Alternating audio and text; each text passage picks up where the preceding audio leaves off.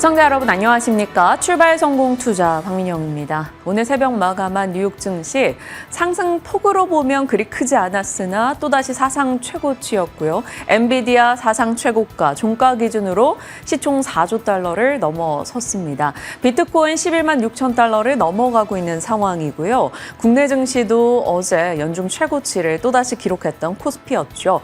너도 나도 최고가 흐름을 이어가고 있습니다. 이것이 언제까지 지속될지 모르겠으나 분명한 것은 국내장은 여러 유동성이 모이며 새로운 기대 요소가 많다라는 거죠.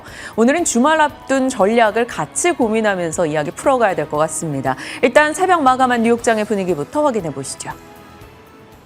악재에는 내성 면역이 생기고 호재 그리고 기대감에 점점 더 강하게 반응하는 증시가 연출되고 있습니다. 간밤 뉴욕 증시 나스닥과 S&P 500 지수 강보합권의 마감입니다만 나란히 사상 최고치를 경신하면서 거래를 마쳤습니다. 시장에 우려를 불러일으킬 만한 소식이 없었던 건 아니죠. 어제 늦게 발표됐던 부분은 트럼프 대통령이 수입산 구리 그리고 브라질 생산 제품에 대해서 50%의 고율 관세를 부과하겠다라고 얘기를 했습니다. 그러면서 사실 장 초반에 약세로 출발을 했었는데요. 이내 이렇게 상승으로 돌려낼 수 있었던 데에는 AI에 대한 기대감이 살아있다. 이 부분을 보셔야겠습니다. 특히 엔비디아가 오늘 다시 한번 사상 최고치를 기록했다는 점이 눈에 띄는 하루였고요. 그리고 제레미 시겔 이 와튼 스쿨의 교수가 AI로 인해서 물가 상승분이 어느 정도 상쇄가 될 거라고 얘기를 한 점도 긍정적이었습니다. 최근 여러 월가 IB들이 S&P 500의 연말 목표치를 상향 조정하고 있죠. 간밤에는 생추어리 측에서 7,000포인트까지 갈 거다. 전일 종가를 기준으로 11% 정도의 업사이드를 보고 있는 거고요. AI가 기업의 생산성, 이윤 마진에 이미 큰 도움을 두고 있고 앞으로도 그럴 것이라고 언급한 점 긍정적이었습니다. 위험 자산에 대한 선호 심리가 강하게 살아나면서 비트코인, 리플, 이더리움 등 암호화폐가 일제히 급등세를 보이고 있다는 점도 오늘 눈에 띄고 있습니다. 시장의 전반적인 표정을 조금 더 디테일하게 확인해 보시죠. 일단 엔비디아 상승률은 0.8%, 오늘 종가를 기준으로도 시가총액 4조 달러에 안착하는 역사를 새로 썼습니다. 어제 발표됐던 TSMC의 6월 매출 전년 대비 40% 가까이 뛰어 올랐습니다. 견조한 AI 수요 다시 한번 확인을 시켜주는 실적이었고요. 이에 따라서 반도체 섹터가 전반적으로 강세 분위기를 연출할 수가 있었습니다. 특히 브로드컴의 경우에는 물론 막판에는 결국 차익 압박을 받아가면서 하락 마감하긴 했습니다만 장 초반에는 52주 신고가를 경신했습니다. 간밤 골드만삭스 측에서 AI 중심의 전략 그리고 안정적인 재무를 긍정적으로 평가를 했고요. 목표가 315달러를 제시한 점이 우호적이었습니다. 반도체 섹터 내에서 가장 탄력적인 시세를 연출했던 종목은 AMD, HSBC 측에서 얼마 전에 공개한 MI350이 엔비디아의 최신 블랙웰 칩과 경쟁할 수 있을 것이다. 이것은 즉 매출이 늘어나면서 주가도 재평가 받을 수 있다는 기대감과 연결이 되는 대목이 되겠고요. 목표가를 기존의 100달러에서 무려 200달러로 2배나 높여 잡았습니다. 그 효과를 받으며 4% 급등으로 진행이 됐습니다. 테슬라의 주가 역시도 최근 이 머스크의 정치 개입 이슈로 인해서 계속 부진하다가 오랜만에 4%의 시원한 반등세를 나타냈습니다. 관련해서 두 가지 소식이 있었는데 이 머스크의 xAI가 현재 만들고 있는 챗봇이죠. AI 챗봇 그록이 이르면 다음 주부터 테슬라 차량에 탑재될 수 있다는 소식이 들려오고 있습니다. 이 AI 챗봇 그록 어제였죠. 소프트웨어 업데이트가 있었는데 이를 통해서 성능이 크게 개선됐고 향상됐다는 것이 일단 사측의 주장이었습니다. 차량에 탑재됨으로써 또 얼마나 많은 편리성을 가져오게 될지 궁금해지는 대목이고요. 이와 함께 로보택시 운행 지역 확대 소식도 있었죠. 텍사스주 오스틴에서 현재 운행이 되고 있는데 오스틴 안에서의 운행 지역도 확대가 되고 그리고 캘리포니아주 베이에리어에서도 한두 달 안에 승인을 받고 서비스를 개시할 거라는 소식이 함께 전해졌습니다. 4.7% 강세였고요. 아마존의 주가는 약보합세를 나타냈습니다만 어제 마감 후에 들려왔던 한 가지 소식에 주목을 해보셔야겠습니다. 자체 AI 서버 냉각 시스템을 발표한다. 직접 개발해서 사용할 거다라고 얘기를 했습니다. 원래는 외부 냉각 시스템 도입을 검토를 했었는데 그런데 이렇게 하는 것이 비용이나 효율 면에서 너무 효율성이 떨어진다. 그래서 차라리 우리가 직접 만드는 게 낫겠다. 이런 판단이 있다고 하죠. 이에 따라서 미국 안에서 대표적인 냉각 시스템을 제공하는 업체 버티버 홀딩스의 주가가 6%나 급락했습니다. 오늘 우리 증시 관련한 이 섹터군으로 충격이 이어지게 될지도 지켜보셔야겠고요. 간밤 미국 증시 가장 두드러지는 상승세를 보였던 테마는 항공 테마가 되겠습니다. 델타 항공의 2분기 실적이 상당히 좋게 나왔습니다. 가이던스도 강력했고요. 그러면서 여행 수요 회복에 대한 자신감을 사측에서 드러냈습니다. 델타와 유나이티드, 사우스 웨스트까지 전부 다 10% 안팎의 강세로 진행이 됐습니다. 그 밖에 특징주들로는 어떤 것들이 있었을까요? 함께 보시죠. 자, 먼저 애플입니다. 오늘 간밤에 들려왔던 보도입니다. 2026년 상반기 신제품 출시를 준비 중이라는 보도가 들려왔고요. 여기에는 17E, 저가형 아이폰, 그리고 여러 가지 모델의 아이패드, 그리고 맥북 프로까지 포함이 된다라는 것이 현재까지의 소식이 되겠습니다. 어제 안 그래도 우리 증시에서 LG 이노텍, BH 등의 이 애플 관련주들의 시세가 좋았잖아요. 물론 다른 이슈에 따라서 움직인 것이긴 합니다만 오늘 이 소식에 따라 추가적인 시세를 이어갈 수 있을지 궁금해지고요.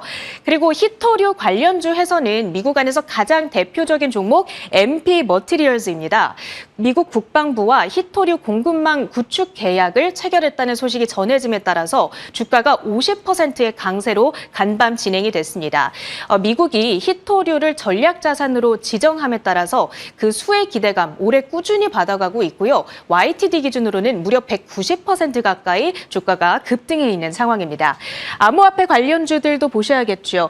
오늘 비트코인이 사상 최고가 기록하는 가운데 코인베이스, 마라홀딩스 그리고 라이엇 등의 관련주들 일제히 강세를 나타냈고요. 마지막으로 구리 관련주들, 구리 50% 관세 소식에 따라서 미국의 프리포트 맥모란과 서던 코퍼 등이 2에서 3%대의 급등 흐름을 가져갔습니다. 미국장 랩업이었고요. 우리 증시 전략 세워보시죠. 네, 국내 증시 최근 정말 강한 분위기를 이어나가고 있습니다. 3,020조 시가총액을 기록했던 어제이죠. 코스피 1.5%의 상승세, 외국인의 현선물 매수, 연고점 돌파, 그리고 한국은행의 금리 동결 여러 가지 이슈를 소화하며 또다시 올라섰습니다. 코스닥에서는 1% 정도의 상승이었어요. 대형 바이오 종목들의 강세가 도드라졌다라고 볼 수 있을 거고요. 반도체 장비주들의 시세도 눈에 띄었습니다. 자, 반도체와 바이오가 함께 가주다 보니 지수가 강할 수밖에 없었고요. 시가총액이 빠른 증가를 나타낼 수 있었습니다. 대형주의 강세, 유동성의 공급, 그리고 관세 우려보다는 타코에 대한 기대, 그리고 내부적으로 깔아주고 있는 정책 모멘텀 등이 시장을 받쳐주고 있죠. 정책에 대한 이슈 속에 지주, 증권, 일부 종목들 여전히 시세를 이어갔고요. 스테이블코인 이번 주 월요일부터 계속해서 강한 분위기를 지속해 나가고 있습니다. 자, 반도체 바이오, 어제 말씀드렸던 내용들 스토리를 다시 한번 짚어볼까요? 모닝스타 웰스에서 10년 동안 한국장이 좋아서 중국, 일본 팔고 한국 살 거야. SK하이닉스, 삼성전자 저평가야 라고 얘기를 했었고요. 엔비디아가 때마침 시총 4조 달러를 터치해줍니다. 9월 중국을 향해서 새로운 칩을 준비하고 있다라는 목소리도 엔비디아에서 확인이 됐고요. SK하이닉스가 펜토초 레이저를 도입한다라는 보도 속에 이오테크닉스 등 개별 종목으로의 관심도도 이어졌습니다. 삼성전자의 새로운 폴더블 폰, 그리고 애플의 폴더블 진입에 대한 기대까지 더해지면서 엣지 디바이스, 그러니까 온디바이스 AI 제품의 반도체 수요 또한 늘어나지 않을까 기대를 자극했죠. 이것이 반도체와 IT 부품단의 종목들의 상승을 이끌었다라고 볼 수 있겠습니다. 어제 삼성전자 1% 정도의 오름세로 6만 1,000원을 기록했고요. SK하이닉스, 이오테크닉스 등등의 종목들, SNS텍도 그렇고 그렇고요. 올라가는 종목들이 꽤 있었습니다. 자, 시세로 봤을 때는 바이오가 더 강했던 것 같아요. 금리 인하에 대한 기대가 기저에 깔려 있는 데다 제약 쪽에 대한 트럼프의 관세가 타코일 것이다라는 기대감이 꽤 높아지죠. 일정 부분 1년여간의 유예를 주고 나서 응징을 하겠다라는 내용도 있었기 때문입니다. 그래서 제약바이오 관세 이슈는 선반영 혹은 약간의 해소 쪽에 초점이 맞췄고요. 소외에서 반등으로 합류하는 대열에 들어오고 있습니다. 알테오젠의 이전 상장에 대한 기대감도 영향을 줬죠. 알보리디, 작년에는 알보리펩이었는데 요즘에는 D&D 파마텍이 더욱더 핫해서 알테오젠, 보로노이, 리가켄바이오, D&D 파마텍 등에서 꾸준하게 이슈몰이가 되고 있습니다. 리가켄바이오도 마찬가지죠. LCB84에 대한 기대감, 그 외 종목들의 강세 도드라졌네요. 리가켄바이오는 어제 16%, 시가총액 1위인 알테오젠도 강하게 급등세를 시현했습니다. 실적 시즌입니다. 실적에 대한 기대, 따박따박 좋은 실적을 내줬었던 삼성바이오로직스까지도 관심을 받았죠. 삼바 같은 경우는 100만 원권 이하에서 매수 의견을 진만쌤이 지속적으로 줬던 바가 있는데 분위기가 훨씬 더 좋아지고 있는 최근입니다. 실적 대장에 대한 기대 속에 삼바가 어제 코스피 지수 상승 기여도 3위를 차지했죠. 헬스케어와 반도체 함께 가는 분위기 속에 어제 국내 증시 몹시나 좋았습니다. 조금씩 더 자세히 들어가 볼까요? 무엇보다 시장 내에서 여러 기대를 자극하고 있는 건 새로운 정부의 정책 모멘텀이 되겠습니다. 사실 많이 보여드렸던 포맷이지만 내용은 좀 바뀌었습니다. 왜냐하면 처음에 정부 출범 직후에 기대 요소들을 적었다면 지금으로서는 하나씩 진행되고 있는 정책들을 좀 더해서 정리를 한 건데요. 일단은 상법 개정안 통과, 자사주 의무 소각에 대한 법안 발의 이슈가 있었고요. 이제 배당소득 분리과세 이슈까지 시장은 주목하고 있습니다. 이 가운데서 지주증권, 금융보험 등이 돌아가며 관심을 받고 있는 상황이고요. 적극적인 재정책, 2차 추경 13조 가까이가 확정이 됐고 그 소비 쿠폰 이야기가 나오고 있는 상황이죠. 그러다 보니까 유통 혹은 내수 음식료 쪽에 관심이 이어지고 있습니다. AI에 대한 얘기는 지속적으로 나오나 사실은 AI는 정책 이슈보다 지금 엔비디아를 비롯한 다른 종목 이슈가 조금 더 핫하게 자리하고 있습니다. 그리고 K 경쟁력 쪽에서는 이틀 전에 방산주 강세를 떠올리시면 될 것 같아요. 이재명 대통령의 방산 육성의 의지가 코멘트로 한 번 더 확인되면서 JP모건의 비중 확대 리포트와 맞물려 대형 방산주가 올라가기도 했죠. 정책 쪽에서는 스테이블코인과 지역화폐, 저출산 이야기 계속 나오고 있는 상황이고요. 그리고 아마 오늘은 또 이쪽에서 시장이 좀 이슈가 되지 않을까 싶은데요. 어제 신재생이나 에너지 고속도로, 탄소 포집 관련한 내용들이 장 마감 이후에 굉장히 많이 나왔죠. 그래서 시간 외 쪽에서 신재생 에너지들의 시세가 조금 눈에 띄기도 했습니다. 남북 경협의 이야기도요. 그러면 어떤 얘기가 나왔었나 한번 정리를 해보죠. 어제 하루 사이에 추가된 정부의 코멘트 등이 되겠습니다. 기존에 나오고 있는 여러 가지 정책들이 빠르게 추진력을 얻어가는 모습을 보여주다 보니까 정책의 실현, 상법 개정 통과 등으로요. 강한 자극이 되고 있는 최근이죠. 그래서 정부에서 어떤 얘기가 나오는가에 시장이 꽤 많은 주목을 하고 있습니다. 국회 행안위에서는 지역화폐 국가지원 의무화법 개정안이 통과됐다라는 소식이 어제 전달됐고요. 국정기획위에서는 탄소 감축 로드맵에 속도를 내고 있다. 그러면 탄소 포집이나 탄소 배출권 관련 종목을 체크할 수가 있겠죠. 김용범 정책실장은 에너지 고속도로 구축, K그리드 혁신 방안을 곧 마련하겠다라는 얘기가 있었고 저희 머니투데이 보도였는데요. 전력업계 관련한 사업을 준비하고 있다라는 겁니다. 그러니까 에너지 고속도로를 위해서 전력업계가 지금 빠르게 준비를 하고 있는 거고요.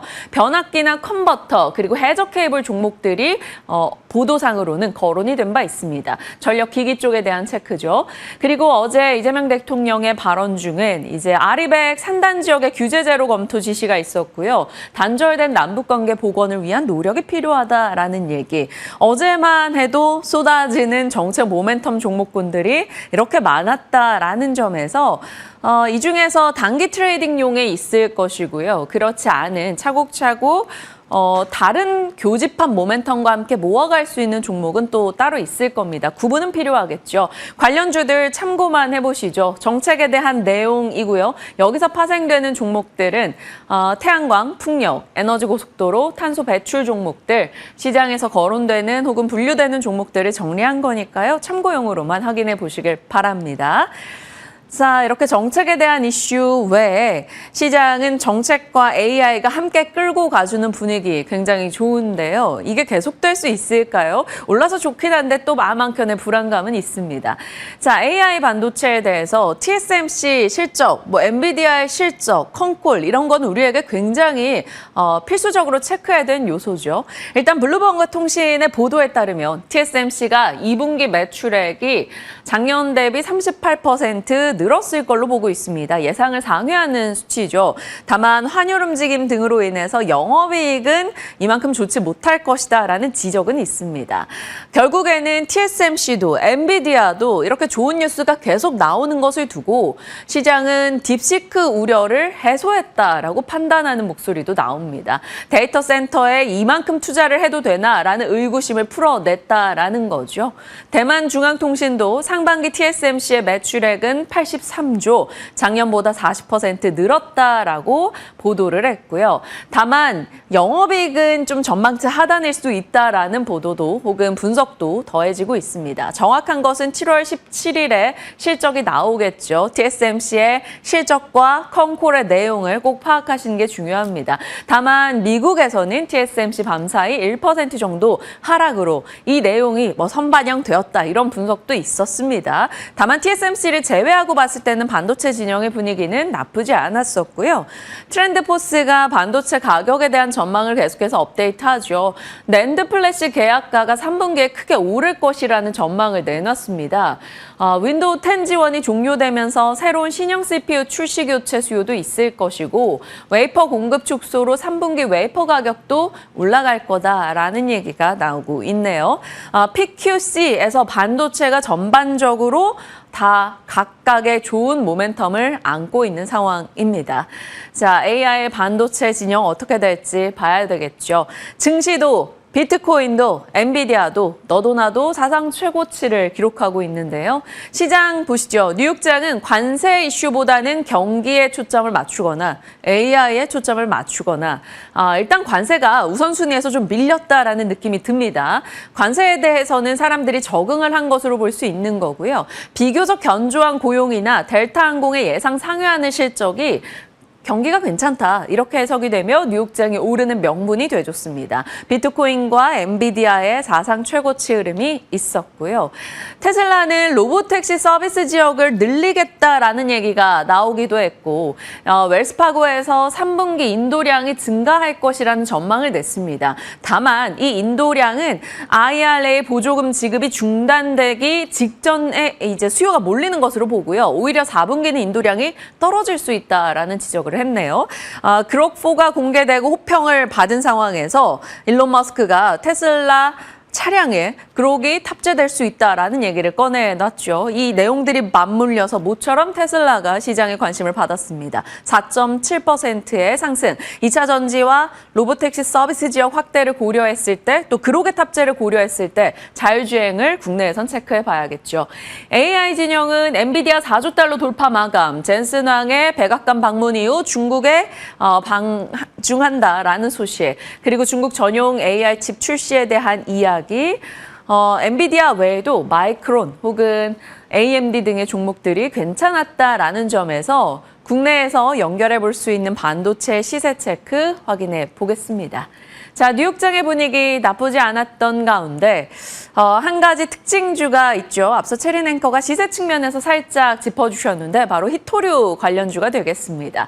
자, 히토류는 채굴과 정제하는 과정에서 많은 환경 오염을 낳고 낮은 수익성과 기술력이 부족했다라는 이유로 세계 각국은 그것을 외주화시켰습니다. 그 외주를 다 움켜쥐고 있었던 게 바로 중국이죠. 그러니 중국의 독점이 발생했고요. 이제 중국은 누가 뭐래도 어찌할 수 없는 히토류 강국입니다. 그런 중국이 지금 1년 동안 히토류 거래 가격을 계속해서 야금야금 올리고 있는 상황이에요. 중국의 히토류 갑질이 이어지고 있는 것이죠. 중국은 히토류 점유율 살펴보면 매장보다 생산보다 정제가 훨씬 더 많은 상황입니다. 이 정제가 굉장히 중요한 부분인데요. 중히토류 부분의 국가별 정제 점유율, 이 노란색이 모두 다 중국입니다. 압도적이라는 거죠. 미국은 정제시장 점유율 1%에 불과하고요. 그마저도 경히토류가 대부분입니다. 그러니 이 히토류 쪽에 중국의 갑질이 이어지다 보니 최근 인도에서도 이 갑질을 견디지 못하고 국내에서 히토류 생산하면 내가 인센티브 줄게라는 대규모 프로젝트를 준비하고 있기도 하죠. 자, 미국도 마찬가지입니다. 중국이 쥐고 있는 히토류만 아니었으면 미국이 원하는 대로 중국을 좀 더 주무르기 쉬웠을 텐데요. 일단 월스트리트 저널에서는 미국 정부가 중국의 히토류 지배력을 약화시키려 민간 기업과 이례적인 체결을 했다라는 밤사이 보도가 있었습니다. 바로 MP 머티리얼즈인데요. MP 머티리얼즈 주가가 50% 급등했죠. 미국의 유일한 완전 통합된 히토류 생산 업체입니다. 히토류 광석 채굴부터 분리, 연구자석 생산까지 가능한데 미국의 국방부와 5,500억 원 우선주 인수 계약을 체결했습니다. 거기다가 연구자석은 10년 가격 하한선 계약, 100% 구매라는 파격적인 조건까지 내걸었죠. 히토류 관련주들 MP머티뿐 아니라 다른 종목까지 같이 올라가는 모습이 있었습니다. 히토류라고 한다면 왜 이렇게 중요하게 거론이 되는 걸까요? 거의 모든 산업에 히토류는 들어가는데 그 정제의 대부분을 중국에서 하기 때문입니다. 사마륨, 디스프로슘, 루테튬 해서 관련한 각종 히토류가 어디에 들어가는지를 일전에 정리해서 보여드렸던 바가 있었는데요. 거의 히토류가 없으면 첨단이나 국방 쪽이 불가능하다라고 봐도 매한가지입니다. 그래서 히토류 관련 종목들 일단 테마용으로는 체크해 두겠습니다. 다만 이것은 미국의 이제 MP머티와의 계약으로 히토류의 중요성이 대두된 것이고요. 보통 국내에서 히토류 관련주들이 테마로 움직일 때는 중국이 히토류 관련해서 뭔가 제재를 가했을 때인데요. 움직일지는 모르겠으나 이슈 측면에서는 이것이 꽤 중요했다라는 점을 정리해 봤습니다. 참고하시죠. 자, 이제 자리 옮겨서 시장의 분위기 파악해 보겠습니다.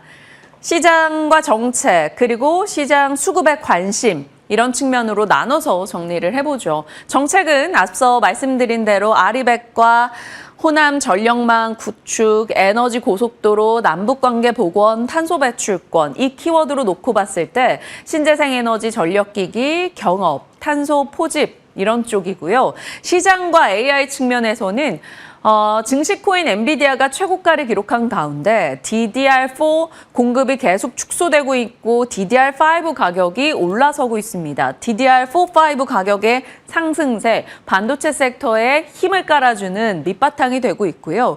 그룹4가 공개됨에 호평을 받은 상황이죠. 반도체와 AI 소프트웨어입니다. 단독 뉴스인데요. 삼성이 구미에 데이터 센터 건설을 추진한다. 이르면 27년도 완공, 28년도 생산, 가동에 들어간다라는 보도입니다. 구미에서도 행정적 절차 마련에 속도를 내고 있다. 이런 보도가 담겨 있었죠. 반도체단의 뉴스라는 점 기억해 주시고요. 테슬라 로보택시 지역이 확장된다. 일단 테슬라가 올랐으니 2차 전지와 자율주행의 키워드가 달리는 뉴스가 되겠습니다. 관심으로 본다면 시장의 수급이 어제 많이 집중된 건 바이오였죠. 얼마 전부터 계속 바브몬에서 CDMO 바이오 시밀러 기업들, 바이오텍, 그리고 비만 당뇨 쪽, 면역 항암제 이런 식으로 분류해서 종목들을 계속 보여드리고 있었는데요. 일단 알보리디의 이슈몰이가 지속되고 있는 가운데 바이오단의 상승세가 이어지는지 잠시 후 전략 챙겨보겠습니다. 조금 오늘은 바이오를 세세하게 나눠서 전략을 가볼 거예요. 로봇 쪽에서는 로보택시 이슈가 있었고 피지컬 AI 계속해서 거론이 되고 있는 만큼 일부 종목들이 시세를 주는데 말 그대로 로봇주들의 군집성은 없습니다. 이 군집성의 계기가 나오는 걸 좀 지켜봐야 될 것 같네요. 그 밖으로는 이제 일정입니다. 얼추 월, 화, 수, 목 다 보내고 오늘은 큰 일정은 없는 상황에서 트와이스 정규 4집 공개 넣어봤습니다. 다음 주는 미국 하원 크립토 위크. 이미 크립토 위크가 오기 전부터 비트코인은 또 이더리움은 엄청난 시세를 뿜어내고 있다라는 점. 그리고 7월은 중국 관광객 이슈나 혹은 원전 쪽의 이슈 등이 아직은 남아있다라는 점에서 언제든 뉴스 플로우 나올 수 있다라는 걸 기억해 주시길 바랍니다. 자, 시장의 흐름 살펴봤고요. 섹터 뉴스 들어갑니다. 미나 앵커 오늘은 어디인가요? 네, 오늘은 좀 새로운 쪽을 파헤쳐볼 예정입니다. 폴더블 폰 관련 종목들 진짜 오랜만에 맞이하는 그런 이름인 것 같은데요. 폴더블 폰 관련 종목들의 시세가 어제 오랜만에 탄력적으로 움직였습니다. 최근 들어서 시장에 관심을 받고 있는 것 같기는 한데 전일장 어떤 흐름을 보였는지부터 함께 체크해 보시죠. 먼저 대표적인 부품주죠. LG 이노텍이 6%대 강세를 기록했고요. 애프터마켓에서까지 이 시세의 연속성을 가져갔습니다. 그리고 BH도 2%대, KH바텍도 4%대, 그 외로 세경하이테크, 인터플렉스, 파인테크닉스까지도 모두 다 빨간불을 켜내는 흐름이 나타났습니다. 일단 여기서 눈에 띄는 부분은 소위 대장주라고 할 수 있는 LG 이노텍이라든지 BH, KH바텍 이러한 종목들이 시세를 이끌었다는 점인데요. 우선 LG 이노텍과 KH바텍은 고객사가 좀 다르죠. LG 이노텍은 애플 쪽으로 그리고 KH바텍은 삼성 쪽으로 공급을 주요로 이렇게 다 독점하고 있는 모습을 나타내고 있습니다. 다만 주가가 월봉 차트로 살펴보시면 예전에 한번 이슈에 따라 잘 갔다가 꽤 오랜 기간 동안 조정을 받는 모습이 나타났는데요. LG 이노텍은 2022년과 2023년에 애플카 이슈 그리고 호실적 전망에 주가가 폭등하는 모습을 나타냈고 KH바텍 같은 경우에는 2019년 9월에 갤럭시 폴더블 폰이 정식적으로 재출시되면서 그에 대한 기대감으로 주가가 급등하는 양상을 나타내기도 했습니다. 따라서 최근 들어 다시금 이 애플 폴더블 폰이라든지 갤럭시의 이 Z 플립 신제품에 대한 기대감이 유입이 되면서 그때의 모습을 재현할 수 있을지 이 부분 함께 체크해 보시면 좋을 것 같습니다. 전일장 시세를 통해서 주가에 대한 기대감을 한번 높여봤고요. 이제 앞으로 우리가 기대해 볼 수 있는 포인트들을 짚어보겠습니다. 이 시점에서 왜 갑자기 폴더블 폰 부품 관련 종목들이 주목을 받은 걸까요? 그냥 단순히 시장이 좋아지기 때문에 갈 곳을 잃는 수급들이 들어왔다라고 하기에는 이유가 명확해 보입니다.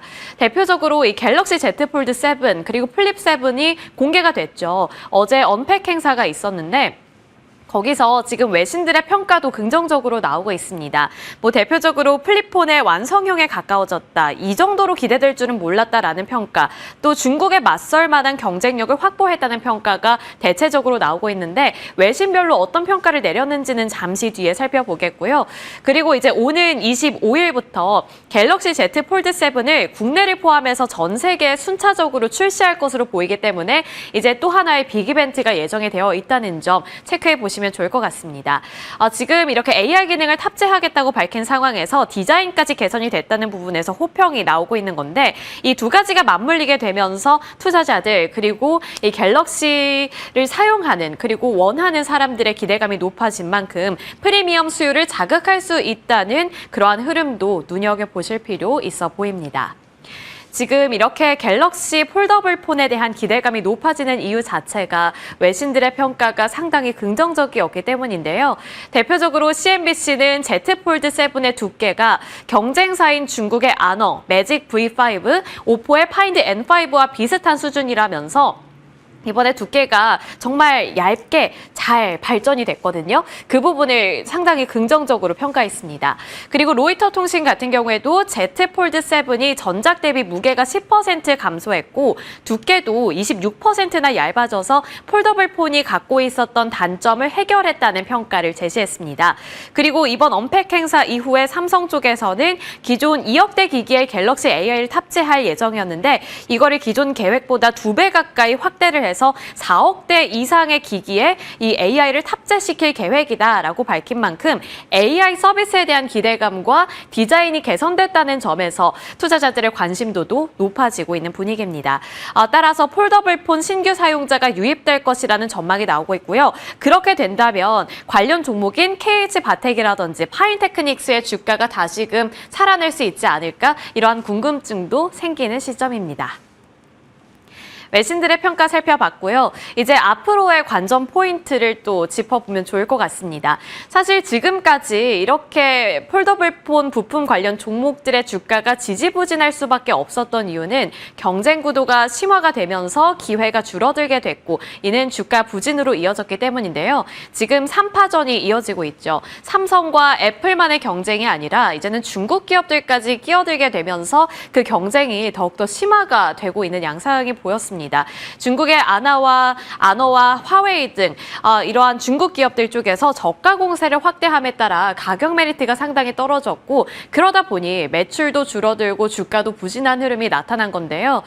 삼성은 지금 폴더블 폰 시장 자체에서는 점유율 1위를 기록하고 있지만 성장세가 나날이 갈수록 좀 주춤하는 모습이 아쉬운 포인트였습니다.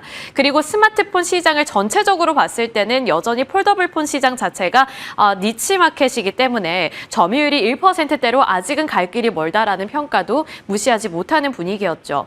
게다가 애플이 지금 2026년에 처음으로 이제 폴더블 폰을 출시할 것이라는 소식이 나오고 있는 만큼 경쟁은 더욱더 심화될 것으로 보이는데요. 따라서 이 안에서 중국을 제외하고 애플과 삼성 쪽을 고른다면 어느 쪽을 골라야 할지 이것도 하나의 굉장히 중요한 포인트가 될 것 같고 경쟁이 심화될 경우에 어떠한 성장성을 우리가 기대해 볼 수 있는지 이것도 조금은 이성적으로 잘 판별을 해봐야 될 것 같습니다. 따라서 앞으로의 관전 포인트, 삼성이라든지 애플 관련 부품 관련 종목들이 어떠한 성과를 만들어낼 만한 환경이 진짜로 조성이 되느냐 이 부분을 꼭 살펴보셔야겠습니다. 자, 이쯤에서 폴더블 폰 관련 종목들 밸류 체인 한번 확인해 보고 넘어가 보시면 좋을 것 같은데요. 일단 매출이 가장 잘 나오는 쪽은 힌지 쪽입니다.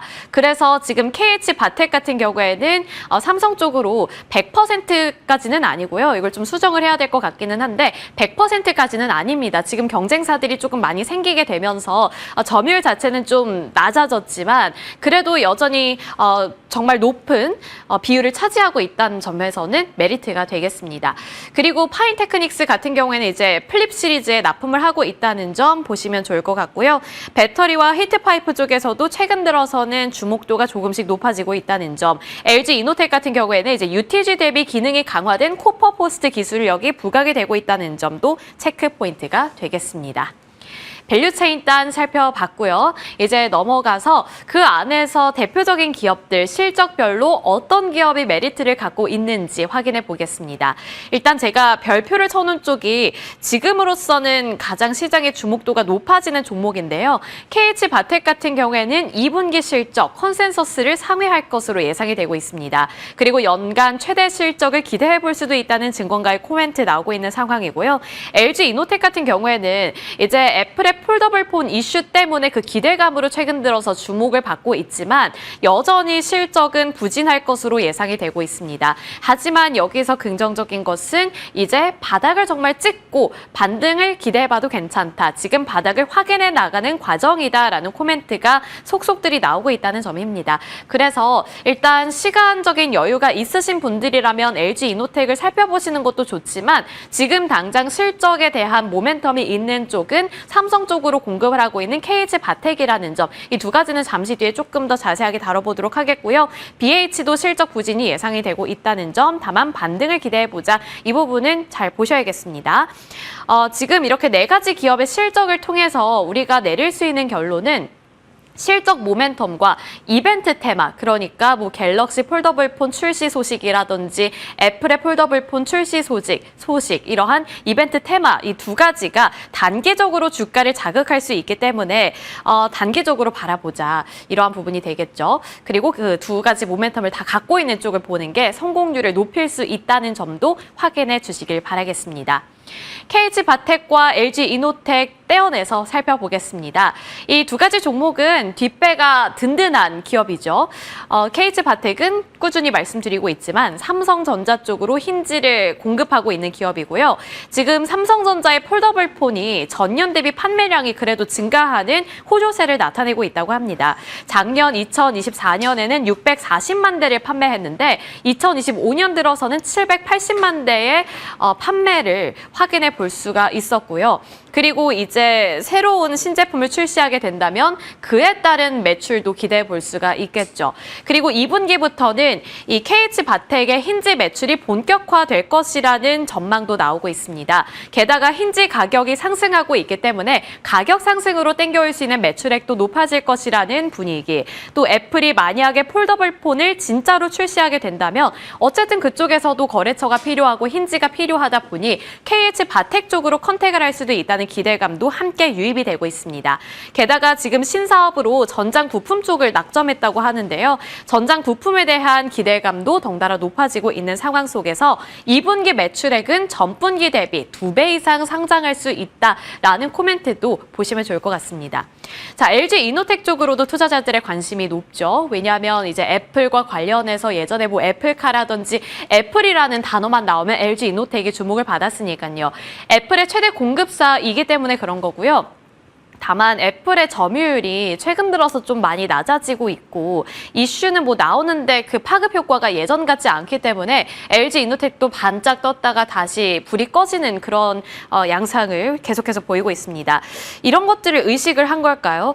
신사업으로 휴머노이드와 자율주행을 키우겠다라고 말을 하기는 했는데 이게 진짜 될지는 또 이슈가 계속해서 터져야 주가가 움직이겠죠.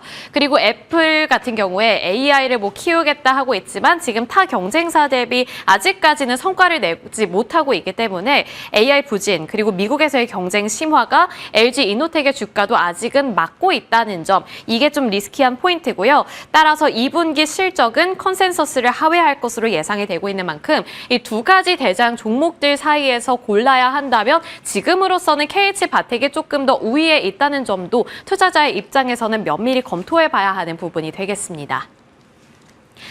최근 들어서 이렇게 폴더블폰 쪽으로도 투자자들의 관심이 올라가고 있고 특히나 삼성과 애플이 모두 다 폴더블폰 관련해서 새로운 이슈를 꺼내들고 있기 때문에 이번엔 진짜일까라는 기대감이 생기는 시점이기는 한데요. 다만 그 안에서 어느 쪽에 베팅을 해야 할지는 나의 소중한 돈이니까 조금 더 면밀히 잘 검토를 해봐야 될 것 같습니다. 그에 맞는 전략 저희와 함께 세워보시죠.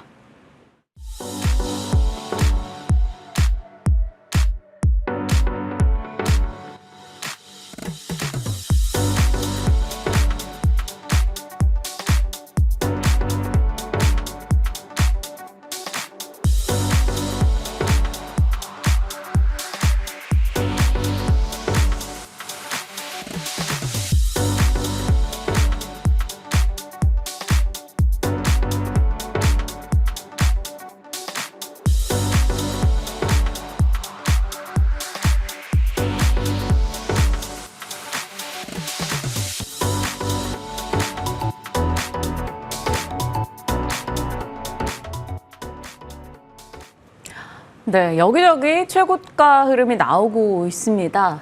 이런 가운데 좋긴 한데 또 뭘 더 사야 되나라는 고민들도 많이 있죠. 어떻게 해야 될지 전략 챙겨보겠습니다. 조성호 부장님 그리고 김진만 위원님 자리하셨습니다. 어서 오세요. 안녕하세요. 네. 안녕하십니까. 조성호 부장님, 미국에서는 야금 또 사상 최고치, 국내도 전일 국내 연중 최고가, 코스닥은 800포인트 바로 목전에서 마감이 네. 됐고요. 반도체 바이오 함께 가는 분위기, 비트코인도 달립니다. 네. 어떻게 해요? 뭐 어디까지 즐겨야 돼요? 좀 뭐 그야말로 이제 춘추 전국 시대다. 그러니까 이게 어떤 식이냐면 이제 우리 예전에 그 고려 시대를 돌아가 보면 그때 이제 그 왕족들의 기세도 등등했었는데 또 지방 호족들. 그러니까 지금 어제 시장 같은 경우는 아시다시피 전통의 왕족이라고 할 수 있는 이제 반바지 네. 강했죠. 근데 요즘에 이제 신흥 법문세가들 여전히 기세등등하죠. 뭐 조방원, 지화자. 여기서 지화자의 자가 이제 자사주 보유 비중이 높은 기업을 자사주라 그러더라고요. 자라 그러더라고요. 그래서 이제 뭐 이렇게 해서 이제 신흥 법문세가와 이 왕족들의 아주 이제 기세 싸움이 아주 대단한 뭐 이런 시장인데 그도 그럴 것이 사실 우리가 이제 그 동안에 3,100포인트를 뭐 이제 들어갔다가 이제 이탈하는 게 3번 있었고 이제 3전 4기 끝에 3,100을 안착해 버리니까 이제 시장에서는 조금 이제 확실히 강해지는 거죠. 정말 이제 우리 시장은 이제 우상향을 할 수 있는. 그러니까 지금 사실 지수 자체는 우리가 이제 3,300을 한번 본 적이 있기 때문에 지수는 사상 최고치는 아니지만 우리가 흔히 얘기하는 이제 PBR 밴드로 봤을 때는 사실 우리가 지금 이제 구경해 보지 못한 영역으로 네. 들어서고 있는 건 분명하거든요. 그러니까 그런 상황에서 이제 증시의 주변 자금이라든지 또 이제 여기저기서 들리는 얘기들은 다 이제 사상 최고다. 이런 얘기들이 들리다 보니까 이제 좀 투자자들의 심리가 이제 이전보다는 조금 이제 적극적으로 변해가고 있는 이런 상황이기 때문에 뭐 지금은 사실 물론 이제 체감 지수는 조금 다를 수 있어요. 그날. 그러니까 오르는 게 있고 내리는 게 있는데 네. 전체적으로 이제 시간이 지나 보면은 다 이제 대체적으로 모든 업종들이 레벨업을 하고 있는 그런 상황인데 근데 그럼에도 불구하고 좀 하나 아쉬운 건 뭐냐면 아까 서두에 말씀하셨다시피 지금 코스피는 이제 3,200을 목전에 두고 있는데 코스닥은 아직 800에 못 미치는 네. 거죠. 그러니까 예를 들면 우리 시청자 여러분들이 느끼시는 체감 지수는 아직은 부족하리라고 봐요. 왜냐하면 이제 우리 시청자 여러분들께서 체감 지수가 이제 좀 좋아지려면 이제 코스닥 쪽이 조금 더 활발해져야 되는데 네. 이를테면 이제 뭐 예를 들면 어제 같은 경우도 뭐 삼성전자, 하이닉스가 힘을 내줬지만 반도체 또 소비자가 그렇게 강하진 않았거든요. 그러니까 이런 걸 봤을 때는 코스닥도 이제 좀 800을 좀 넘어서서 안착하는 흐름이 나와야 비로소 이제 전체적인 어떤 좀 체감 지수가 좋아지는 그런 시장이 전개되지 않을까 이렇게 보고 있습니다. 네. 중소형주들의 시세 분출이 나올 경우 조금 더 개인 투자자들이 체감할 수 있는 호황장이다라는 겁니다. 뭐 지금도 사실 나쁘지 않죠. 유동성 공급이 들어오면 섹터별로 순환이 되고 이렇게 올라가는 분위기는 당연히 이제 차기 다음 종목들은 어디가 될까라는 이 관심을 계속 유도하기 때문에 이런 분위기가 이어지는 건 당연히 좋을 겁니다. 그런데 중소형 종목들의 탄력이 더 회복되길 기다려보죠. 자, 김진만 쌤께 여쭤보겠습니다. 한동안 대형 종목군들 위주로 좀 계속 관심을 받을 거다 이렇게 얘기를 주셨었어요. 실제로 좀 그런 흐름이 있기도 한데 시장 어떻게 지금 판단하십니까? 네, 지수는 오르는데요. 이게 난이도가 조금씩 올라가고 있습니다. 즉 이제 목요일 같은 경우, 아니 수요일 같은 경우에는 전체적으로 이제 되게 이제 낮은 종목들, 즉 이제 중소형주들도 같이 끌어주는 시장, 대형주는 1%, 중소형주는 3, 4% 이렇게 기본적인 공식이 맞아떨어지는 시장이었었는데 어제도 보시게 되면은 대형주만 갑니다. 그 다음에 섹터별로 엇박자가 날 경우에 오히려 떨어지는 그런 경우도 굉장히 많이 나와서 예전처럼 이제 모두가 다 오르는 시장보다는 시장에서는 주도주를 여전히 좀 좋아한다라고 즉 이제 지수 자체는 올라가고 있는데 난이도도 같이 올라가서 어제도 실제로 보시게 되면은 상승한 종목이랑 하락한 개수랑 종목 개수랑 그렇게 크게 많이 차이가 나진 않습니다. 그래서 생각보다 난이도가 있기 때문에 여러분들께서도 꽤나 이제 소외감을 느끼시는 분들도 많다라고 말씀을 드리고 어제 같은 경우 또 바이오들이 한 이틀 정도 바닥권에서 강한 수급을 동반하면서 이제 다시 한번 바톤 터치하는지 여부까지 좀 체크를 해야 되고요. 그다음에 어제 뭐 카카오뱅크나 페이, 네이버 같은 21선 살짝 깼다가 올라오고 있는 주도주도 여전히 좀 강한 모습들을 보여주고 있는데 전체적으로 이제 지금은 종목이나 섹터를 살짝 넓힐 필요가 있습니다. 뭐 하나의 섹터별로 너무 집중적인 투자를 이제 하시는 것보다는 주도주 한 4-5개 내에서 그 안에 수급을 가장 많이 받는 섹터를 공략을 하시는 전략이 조금 더 유효하다라고 좀 말씀을 드리면서 어렵다라고 하면 사실 지수 추종 ETF도 여전히 매력적인 이제 가격대나 지수 관련된 여러 가지 액션들이 나올 수도 있기 때문에 여러분들이 이쪽 한번 지켜보시면 좋을 것 같고요. 이제 하이닉스가 계속 잘 오르고 있습니다. 근데 이제 부장님이 말씀해 주시는 매번 군집성 이야기를 하시잖아요. 근데 저도 이제 이번에 보면서 느꼈던 게 이 하이닉스가 군집성이 많이 떨어져서 이런 소부장 종목들이 많이 안 올라오는구나 이제 그런 생각도 이제 한편 들을 정도로 이제 삼성전자가 올라야지만 소부장 종목들의 군집성이 같이 올라오고 있는 점 하이닉스가 올라가게 될 경우에는 그렇게 크게 주도주를 안 보여주고 있다는 점이 좀 시장의 난이도를 올려줄 수 있을 만한 요소다라고 말씀을 드리면서 일단은 여러분들께서는 주도 섹터, 여태까지 신고가를 계속적으로 올라가는 종목, 섹터, 종목과 sektor별 혹은 이제 기존의 바닥권에서 올라오는 바이오까지 한 5개의 섹터 정도는 공략을 하셔야지만 지금 시장에서 하루는 어떤 섹터, 하루 다음 날은 어떤 섹터 이런 상승을 즐길 수 있지 너무나 이제 조그만 반도체 포트폴리오를 하나로 집중한다든지 아니면은 뭐 스테이블 코인 쪽에 집중을 하다든지 아니면 원전 쪽에 포트폴리오를 집중한다든지 이런 전략을 쓰실 경우 상대적으로 박탈감을 느끼실 수 있다라고 생각을 하기 때문에 넓힐 필요가 있다. 눈을 넓히자. 이런 전략으로 말씀을 드리도록 하겠습니다. 좀 다각도로 대응을 해보자라는 전략을 주셨네요. 참고하겠습니다. 자, 반도체 쪽 이제 세세하게 좀 들어가 볼까요? 이제 조성호 부장님, 반도체는 굉장히 강력하게 코멘트 많이 주셨었어요. 어제 나쁘진 않았는데 그렇다고 막 전방위적으로 좋았다라는 느낌은 또 아니었어요. 하이닉스, 삼성전자, 뭐 일부 이오테크닉스, SNS텍 이런 종목들은 좋았는데 다른 종목들의 시세가 약간 아쉽더라고요. 네, 바로 그 일부. 일부. 예, 일부. 그러니까 지금 엔비디아가 사상 최고치 기록하면서 시총이 4조 달러를 돌파했다. 그러니까 5,500조 정도 되네요. 근데 어제 또 우리 시장 관련 뉴스 중에 우리 시장의 시가총액도 이제 3,000조를 돌파했다는데 우리 시장 다 팔아도 엔비디아 반이나 살까 뭐 이런 참 미국 증시가 대단하다 이런 생각이 드는데요.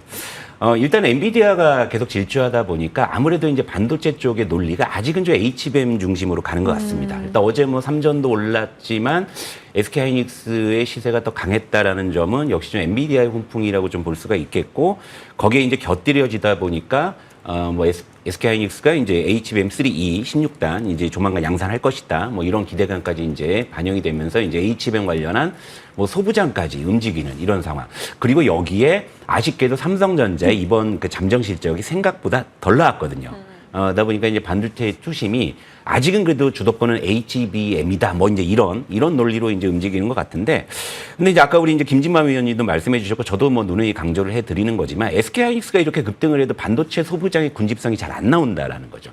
이런 겁니다. 그러니까 액티브한 관점에서 너 삼성전자, SK하이닉스 둘 중에 하나 무조건 뭐 살래 하면 하이닉스 쪽이 맞을 수도 있겠지만 우리 시청자분들은 지금 당장 우리 포트에 삼성전자, SK하이닉스만 갖고 계신 게 아니란 말이에요.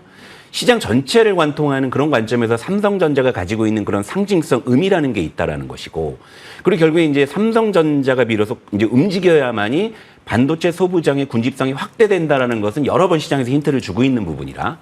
그래서 HBM만 가지고 사실 이 반도체 쪽의 투자 전략을 아울러서 짜기는 그게 쉽진 않습니다. 전체적으로 포괄적으로 좀 봐야 되는 것인데, 근데 HBM 쪽도 엔비디아 질주하고 하이닉스 질주하지만 소부장 단에서 움직이는 종목군들이 그렇게 많지는 않아요.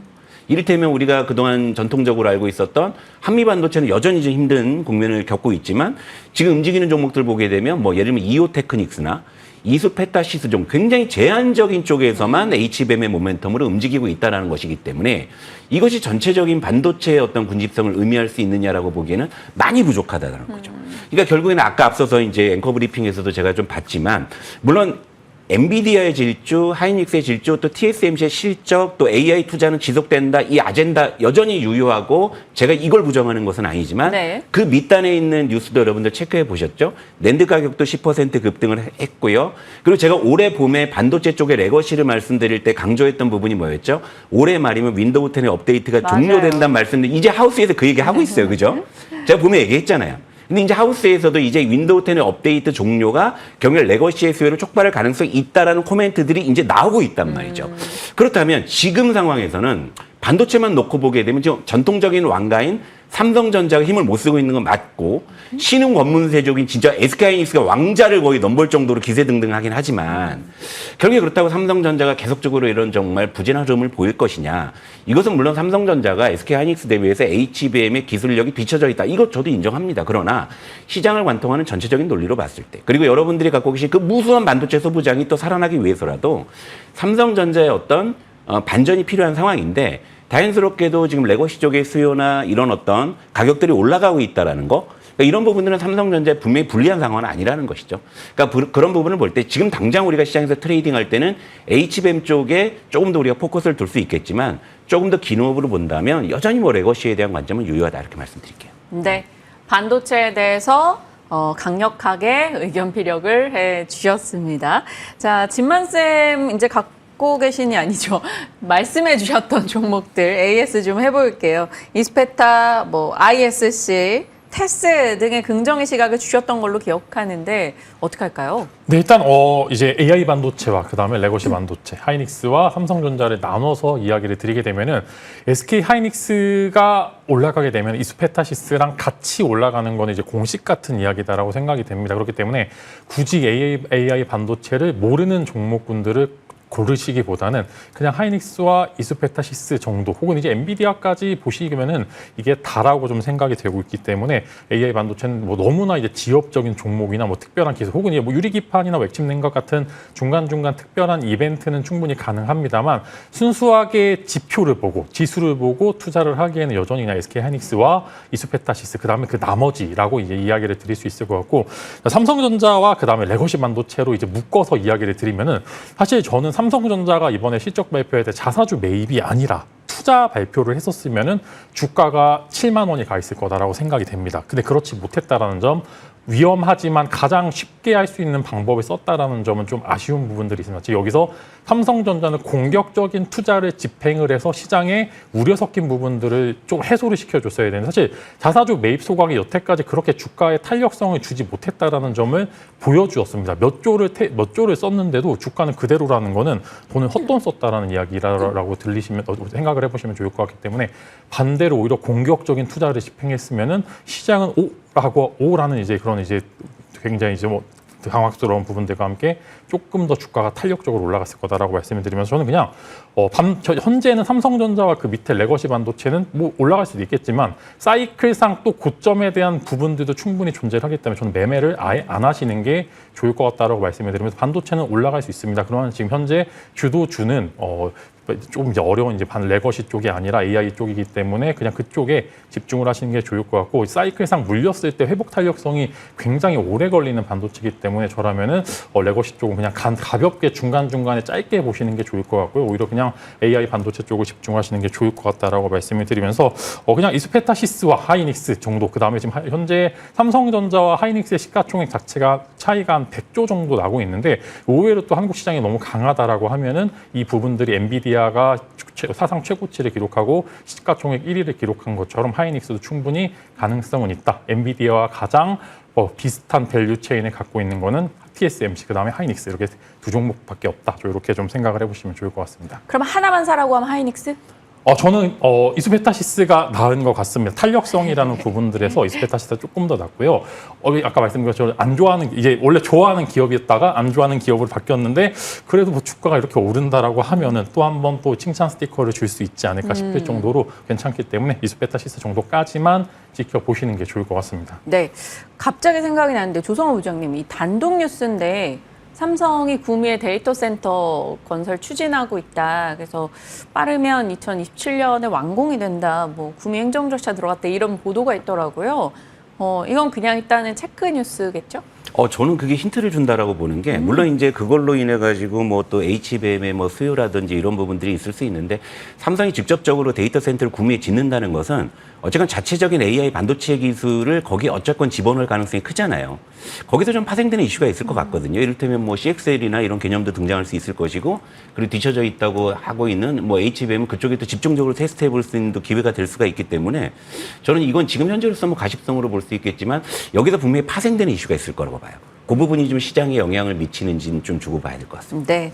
뉴스 이런 거 보다 보면 어디서 어떤 계기가 될지 몰라서 괜히 다 봐야 될 것 같은 욕심이 나기도 하는데 의미 부여할 수 있는 뉴스들일지 언제나 그 판단이 참 어렵긴 합니다. 일단 지켜보도록 하죠. 반도체 쪽 봤고요. 이제 바이오 보겠습니다. 어제는 사실 군집성은 바이오였던 것 같아요. 진만쌤, 삼바 100만 원 아래에서는 언제나 매수다라는 얘기를 지속적으로 강조해 주셨던 바가 있고요. 삼바는 실적 이슈, 그리고 그 외에 알보리디 각각의 모멘텀을 갖고 이제 하반기 뭔가 또 기술 이전 이런 기대감을 좀 갖고 있는 것 같아요. 순환매 성격도 있겠지만 지금 바이오에 대해서는 어떤 전략일까요? 일단 바이오는 조금 이제 코스닥 쪽에는 아까 이제 신약 기업과 그다음에 썬바이트처럼 이제 바이오 헬스케어 기업들, 그다음 뭐 비만 당뇨 섹터 안에 섹터별로 조금 다른 모습들을 보여주고 있는 일단 뭐 신약 기업 이야기를 드리면은 코스닥 쪽 수급이 들어오니까 가장 먼저 예민하게 올라가는 종목들이라고 말씀을 드리면서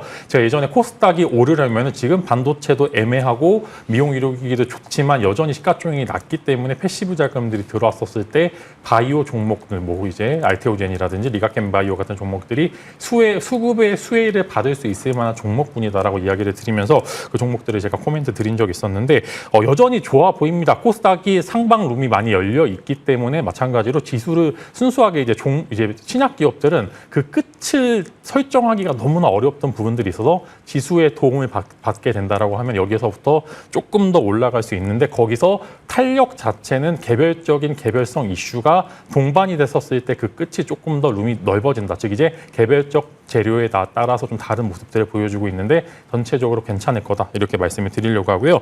이제 삼성 바이오로직스는 제가 이제 100만 원 밑에 떨어지면 땡큐 하고 이제 매수하다라고 말씀을 드렸는데 또 여전히 또 회복 탄력성을 보여주면서 108만 원에 가 있는데 삼성 바이오로직스 같은 경우에는 분할이 이루어질 경우에 조금 더 탄력 자체가 가파르게 이루어질 수 있다라고 좀 말씀을 드리려고 하고요. 충분히 추가적인 상승세 가능하다라고 이야기 드리는데 세이트리온이 애매합니다. 세이트리온 같은 경우에는 저평가는 저평가 부분이고 많이 안 올라서 너무나 룸이 많이 남아있긴 한데 세이트리온 같은 경우는 전체적으로 외형적으로 그렇게 이제 성장할 수 있을 만한 상방 룸이 막혀 있다라는 점이 좀 불안한 그런 이제 주주들 입장에서는 분명히 싸긴 싼데 여기서 더 올라갈 수 있을까? 호재성 이슈가 있을까? 혹은 실적 부분 시즌에서 맨날 세이트리온이 약했기 때문에 이런 부분들을 해소시켜줄 수 있을까? 여부가 중요하기 때문에 이번 분기 실적 발표가 굉장히 중요하다 말씀을 드리면서 삼성전자 자사주 매입하는 것처럼 세이트리온 자사주 엄청나게 매입하고 있는데도 주가가 지지부진한 그런 부분들을 왜 그런지 여러분들이 잘 체크를 해보시면 좋을 것 같고요.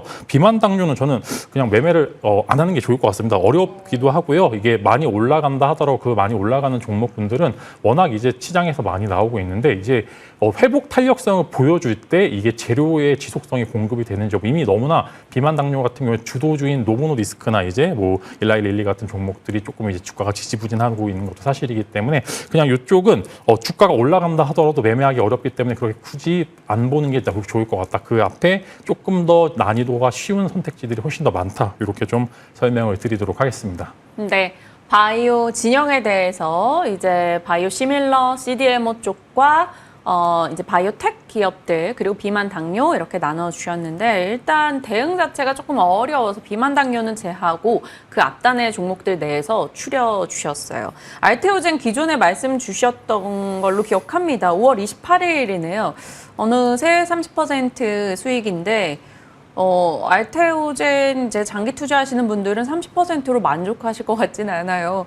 어느 정도로 목표가 보세요? 일단은 알테오젠도 마찬가지로 실적으로 보는 기업은 아니고요. 시장의 규모나 여러 가지 이제 분위기들을 보고서 이제 그 주가의 끝이 설정이 되는데 일단은 코스닥 쪽에 룸이 한 880까지 열려 있기 때문에 여기서 그렇게 되면은 알테오젠이 실어도 올라가게 될 수 있을 만한 부분들이 굉장히 많습니다. 그다음에 고점의 매물대를 어제부터 소화하는 모습들을 보여주고 있기 때문에 뭐 며칠 쉬어갈 수 있으면 당장 여기서 슈팅이 나올 수도 있고요. 이 앞에 바로 이제 미래에 대해서 예측하기는 어렵지만 그래도 끝은 여기서 뭐 10%, 20%는 더 올라갈 수 있을 만한 점. 그다음에 코스닥이 그만큼 룸이 남아 있다라는 점, 알테오젠이 가져갈 수 있을 만한 수급적 리스크들을 그런 긍정적인 부분들은 굉장히 많고 오히려 코스피 쪽 수급보다 코스닥 쪽 수급을 받는 게 조금 더 나을 수도 있습니다. 그래서 뭐 이전 상장 이야기가 나왔던 부분들이 있는데 지금 당장은 코스닥 쪽 대장 수급을 받는 게 훨씬 더 낫다. 좀 이렇게 말씀드리겠습니다. 네, 참고하겠습니다. 자, 조성호 부장님의 시각도 궁금합니다. 바이오에서 뭘 탑픽으로 보세요? 이렇게 질문 드려도 될까요? 아니요. 안 돼요. 아니 김진만 위원님께서 이거 제 메모를 보고 얘기하셨나 싶을 정도로 제가 할 얘기를 다 해주신 거예요. 그리고 진짜 할 얘기 없는데 네. 그래도 이제 턴을 그럼 주셨으니까 요약으로. 저는 그냥 제 개인적인 이야기를 좀 해드릴게요. 재밌는 이야기인데 10년 전에도 이제 바이오가 한번 큰 장이 섰던 적이 있었어요. 네. 그때 제가 이제 바이오로 굉장히 재미를 많이 봤다가 최종적으로는 완전히 망했습니다. 이거 이제 이 얘기는 뭐냐면 바이오가 그만큼 어렵다라는 거죠. 그리고 그때 얻은 교훈은 뭐냐면 제가 이제 게임 엔터 같은 경우에는 모르니까 안 한다 그러잖아요. 근데 그때만 해도 제가 바이오를 되게 잘 안다고 생각을 했었는데 결과가 그렇게 되다 보니까 아예 모르는 것보다 어설프게 아는 게 더 무섭구나. 이런 교훈도 좀 얻었어요. 근데 지금 현재 바이오를 볼 때는요. 이렇게 보시면 될 것 같아요. 어제 이제 드디어 모처럼 코스피와 코스닥의 바이오가 군집성을 가지고 강하게 움직였다는 것은 이쪽에 이제 수급이 몰려들기 시작을 했다는 거죠. 그것은 뭐냐면 해수욕장이 개장을 했다라는 거예요. 일단 헤엄칠 수 있는 그런 이제 시점이 됐다라는 거죠. 근데 여기서 우리가 투트랙으로 봐야 됩니다. 결국에 우리가 이제 기대하고 있는 코스닥 시총상위 제약주들, 바이오주들은 아직 사실 실적이 뚜렷하지는 않지만 그런 기대감으로 인해서 주가가 많이 올라 있는 상황이죠. 밸류에이션 측정이 그렇게 쉽지 않아요. 그러니까 뭐 다 신약 기대감으로 이제 주가는 많이 올랐지만 너희들 언제부터 돈 벌 건데라는 그런 물음표는 항상 따라다닌. 하지만 이제 알테오제는 그 어려운 걸 해내는 과정에 있는 종목. 그래서 이제 코스피 이전 상장 이런 얘기가 나오는 거고요. 그리고 이제 어제 움직였던 코스피 대형 제약제들은 밸류에이션 측정이 되는 종목들이죠. 네. 왜냐하면 이제 안정적으로 이익이 나고 있기 때문에 얘가 지금 현재 최근 몇 년 동안을 봤을 때 이게 밸류에이션 하단에 있는지 상단에 있는지를 어느 정도 장부를 통해서 측정을 할 수가 있잖아요. 그렇기 때문에 코스닥 바이오보다는 코스피의 바이오가 상대적으로 여러분들이 접근하실 때 변동성이 좀 적다라는 거, 리스크가 적다라는 거죠. 왜냐하면 바이오 같은 경우에는 정말 운 나쁘면 뭐 한 달도 안 돼서 반토막 뭐 이런 거 잘 나오잖아요. 그런데 코스피 이제 대형 제약주 같은 경우에는 그런 어떤 리스크가 없기 때문에 제가 이제 방송에 나와서 여러분들께 말씀드릴 때마다 바이오는 제가 이제 코스피 대형 제약주만 말씀드린 이유가 바로 거기 있는 겁니다. 그러니까 제가 뭐 섣불리 뭐 코스닥에 있는 뭐 신약 개발 기업 뭐 종목 하나 잘못 말씀드렸는데 그 한 달 만에 반토막 나면 저도 그 업보를 감당을 해야 되고 여러분들도 그 괴로움을 감당을 하셔야 되는데 이 코스피의 대형 제약주들은 물론 이제 좀 더딘 뭐 그런 좀 지루함은 있겠지만 한번 방향을 잡게 되면 또 코끼리처럼 또 꾸준하게 가는 측면들이 있거든요. 근데 그 시점이 언제냐라고 봤는데 지금 어쨌건 지수 자체가 3,200을 향해 가고 있는 상황이기 때문에 일단 이들 쪽에도 지금 일단 타이밍이 왔다라는 생각입니다. 네. 근데 여기서 여러분들께서 코스피 대형 제약주들은 너무 좀 무겁지 않아? 뭐 이런 생각 때문에 사실 코스닥 쪽으로 많이 가시는데 제가 그러면 그 중간에서 여러분들께서 이제 접근하실 수 있는 그런 좀 이 힌트를 드리자면 네. 자사주 보유 비중이 높은 중견 제약주들이 많이 있어요. 아까도 화면에 한번 나오더라고요. 뭐 대웅이나 삼진제약 같은 이런 종목들. 저런 종목들은 자 조방원, 지와 자잖아요. 자사주 보유 비중이 높으니까 이건 지주사와 또 별개로 요즘에 자사주 보유 비중이 높은 종목들이 또 상법 개정, 추가 개정에 대한 기대감으로 움직이고 있는데 저런 쪽에서 여러분께서 힌트를 찾아보시는 것도 괜찮고 자사주 보유 비중이 높다라는 건 굳이 장부를 보지 않아도 얘들이 이익을 꾸준히 그동안 내왔구나라는 것을 암시하는 부분이잖아요. 그러니까 저런 쪽에서 여러분들께서 기회를 찾으시면 그러니까 뭐든 주식이라는 건 기대 수익과 위험의 함수 관계인데 저는 그 기대 수익만 놓고 보다가 바이오에서 한번 큰 실패를 겪어본 적이 있으니까 이제 제가 바이오 쪽은 잘해보고 놀란 가슴 소뚜껑 보고 놀라기도 해요. 그래서 사실 알보리로 대변되는 이런 종목들에 제가 그동안 그렇게 적극적이진 않았습니다. 솔직히 말씀드려서. 하지만 이제 바이오 쪽에서 우리가 기회를 본다고 했을 때는 지금은 일단 이런 쪽으로 물꼬가 트여가고 있는 부분이기 때문에 코스피 대형, 예를 들면 삼바나 한미약품, 뭐 녹십자를 중심으로 해서 지금 화면에 나오고 있는 저런 종목들 중에서 좀 가격적으로 메리트가 있다라는 종목들은 분명히 저는 저 기회를 줄 거라고 보고 있기 때문에 저는 이런 쪽에서 여러분들께 좀 힌트를 드리고 싶습니다. 네. 두 분의 의견을 참고해 주시길 바랍니다. 유사하기 때문에 참고하시고 요약하시기에 훨씬 더 좋으실 것 같아요. 이제 다음으로 가겠습니다. 이쪽에 대한 의견도 어떠실지 궁금해요. 진만쌤, 저희 약간 애플의 폴더블은 거의 좀 유니콘이에요. 언제부터 얘기를 했는지 몰라요. 근데 아직도 안 나온 상황인데 애플의 폴더블 폰의 기대감과 갤럭시의 새로운 폴더블 시리즈 공개 후 약간의 호평까지 드디어 IT 부품, 폴더블 진영도 좀 관심을 둘 법할까요? 아니면 일단 뭐 다른 종목 지금 뭐 지화자에 반바지에 막 이렇게 좋은 거 많은데 여기까지는 관심이 안 갈까요?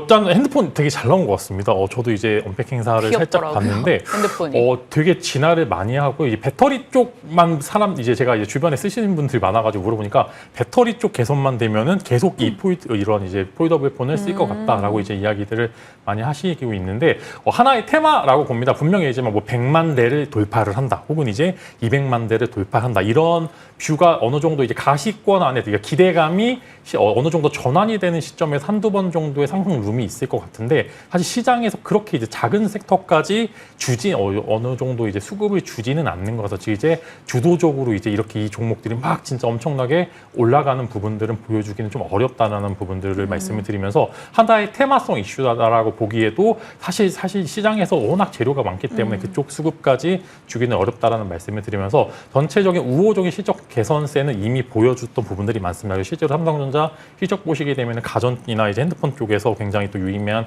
결과물을 만들어 줬음에도 불구하고 주가가 지지부진한다라는 건 시장에서 그렇게 호평하지는 않는다. 즉 이제 바닥권은 맞는데 여기서 더 올라갔을 때 상방이 막힐 거다. 좀 이렇게 말씀을 드리면서 폴더블 관련주는 하나의 테마 정도로만 보시면 좋을 것 같다. 이렇게 말씀을 드리겠습니다. 네, 폴더블에 대한 의견은 일단은 아직은 테마 정도로만이고요. 조성호 부장님은 어떠세요? 저는 한 달 정도는 좋은 흐름이 올 것 같습니다. 일단 첫 번째, 어제 언팩을 했는데 반응이 좋아요. 그리고 반응이 좋은 그 대표적인 시그널이 그 커뮤니티 중에 그 뽐뿌란 커뮤니티가 있는데 거기 그 유저들 굉장히 사실 박하거든요. 평가할 네. 때. 어제 평가 일단 되게 좋았고.